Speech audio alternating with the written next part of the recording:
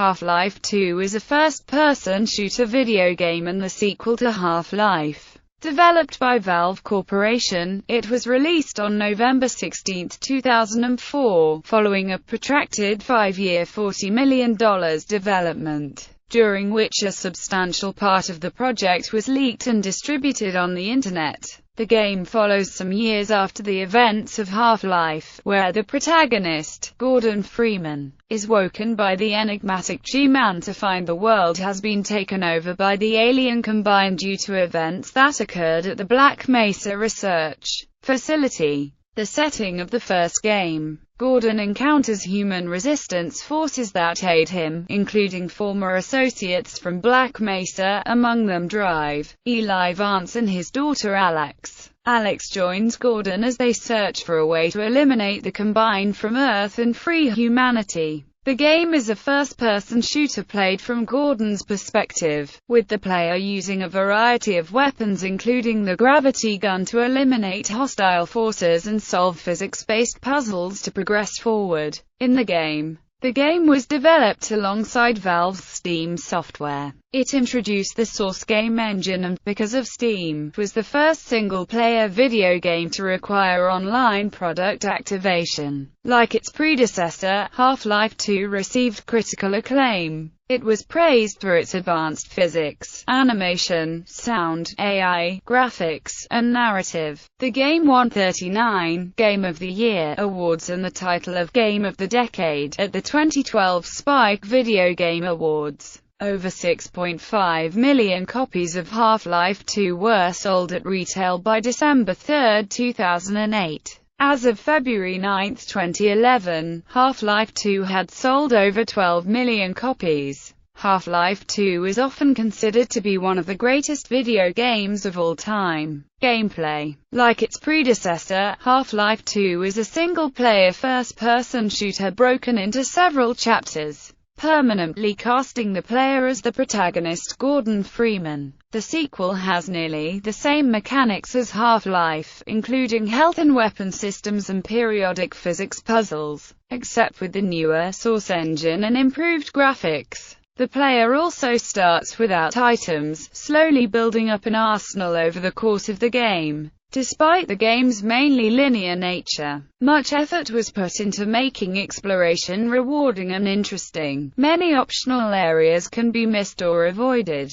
A diverse set of enemies is present, which usually require being approached with different tactics. Some coordinating groups to outmaneuver or outposition the player. Others, like the Manhack, fly directly at the player through small openings and tight corridors. Still others use predictable but powerful attacks, while others hide before swiftly attacking the player. Gordon can kill most enemies with his weapons, or make use of indirect means, exploiting environmental hazards such as explosive pressurized canisters, gas fires or improvised traps. For some portions of the game, Gordon can be joined by up to 4 armed resistance soldiers and medics, and can send his team further from him or call them back. Many of the game's new features utilize its detailed physics simulation. 2 sections of the game involve driving vehicles. Instead of button-based puzzles from Half-Life, environmental puzzles are also introduced with makeshift mechanical systems, revolving around the player's new ability to pick up, move, and place objects. Solutions involve objects' physical properties, such as shape, weight, and buoyancy. For example, in Chapter 3, Root Canal, the player is required to stack cinder blocks on a makeshift seesaw ramp to proceed over a wall. Alternatively, the player can use these to build a crude staircase, so sometimes, multiple approaches lead to the desired outcome.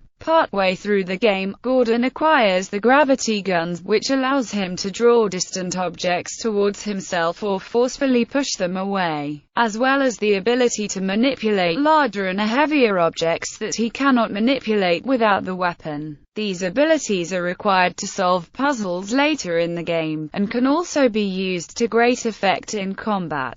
as any non-static object within proximity to the player has the potential to be used as a makeshift defense or a deadly projectile. The game never separates the player with pre-rendered cutscenes or events. The story proceeds via exposition from other characters and in-world events, and ensures that the player controls Gordon for the entirety of the game. Much of the backstory to the game is simply alluded to, or told through the environment. Synopsis. Setting Half-Life 2 presents a dystopian alternate history of Earth, where the resources of the planet, including the human race itself, are being harvested by an oppressive multidimensional empire, known as the Combine. The game is set around the fictitious City 17, roughly 20 years after the events of its predecessor Half-Life. During Half-Life, the scientists, including Gordon Freeman, at the Black Mesa research facility, accidentally caused an interdimensional instability known as a resonance cascade and later as the Black Mesa incident, when an experiment on an alien crystal sample went wrong. Alien creatures, such as the Vortigaunts and head crabs, from the border world of Xen, flooded into the facility. Gordon fought his way through them and the government cover-up response combat units, making it to the facility's Lambda complex. There, the Lambda scientists helped Gordon teleport to Xen, where Gordon destroyed a large alien entity keeping the rift open. Gordon was then suddenly extracted by the mysterious G-Man, who had been watching Gordon over the course of the game. Impressed with his ability to survive against all odds, the G-Man offered him a job before placing him into stasis, which Gordon had no option but to accept. Sometime after the ending of Half-Life, the instability at Black Mesa had attracted the attention of the Combine Empire, and they invaded Earth. Humanity surrendered at the conclusion of the resulting 7-hour war. City 17 became the home of the gigantic Combined Citadel, and Dr. Wallace Breen, the administrator of Black Mesa who had negotiated the surrender, was appointed representative and administrator to supervise the survivors on behalf of the Combine. Unable to breed due to a Combine suppression field, humanity matured. The Combine implemented a brutal police state of civil protection officers and Overwatch soldiers by recruiting and biologically assimilating humans and other species. Meanwhile, an underground Lambda resistance of humans and Vortigaunts, now working together, was formed. This saw Freeman as a savior who would lead them to freedom. Plot: Gordon Freeman is brought out of stasis by the G-Man, who inserts him into a train arriving at City 17. After arriving at the station and eluding Combined forces, Gordon joins Lambda Resistance members including Barney Calhoun, a former Black Mesa security guard now working undercover as a Combined CP officer, and Alex Vance, the daughter of one of Gordon's former colleagues,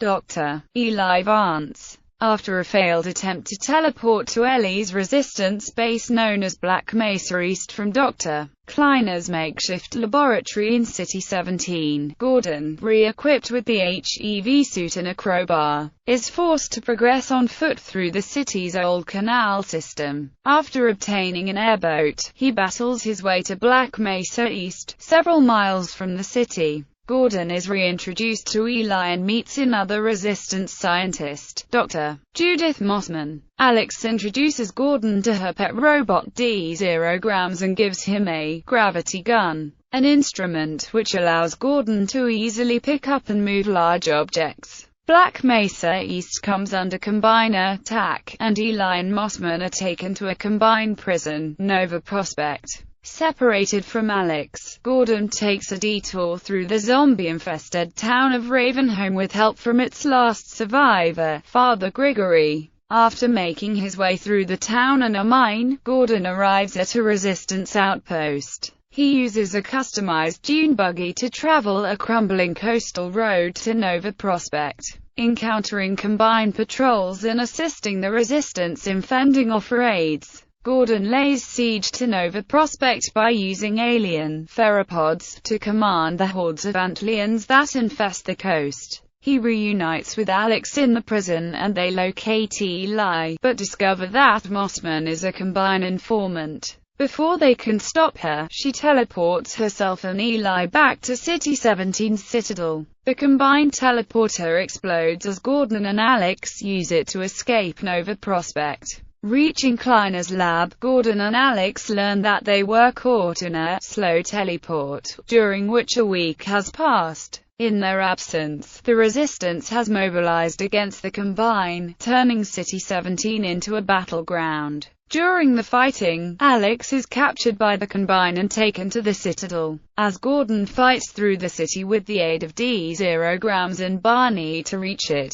Inside the Citadel, he is caught in a Combine confiscation chamber that destroys all of his weapons except for the gravity gun, the energy enhancing its capabilities and turning it into a superior weapon. Eventually, Gordon is captured riding in a Combine transport pod and is taken to Dr. Breen's office, where he and Dr. Mossman are waiting with Eli and Alex in captivity. Dr. Breen begins to explain his plans for further conquest of the humans by the Combine, contrary to what he had told Drive. Mossman. Angered, Mossman frees Gordon, Alex, and Eli before Breen can teleport them off-world. Dr. Breen tries to escape through a portal, but Gordon pursues him and destroys the portal reactor with the supercharged gravity gun. Breen appears to be annihilated in the resulting explosion. Just before Gordon and Alex can meet a similar fate, time is frozen. The G-Man reappears, praising Gordon for his actions in City-17 and the Citadel, making vague mention of offers for Gordon's services. The G-Man places him back into stasis.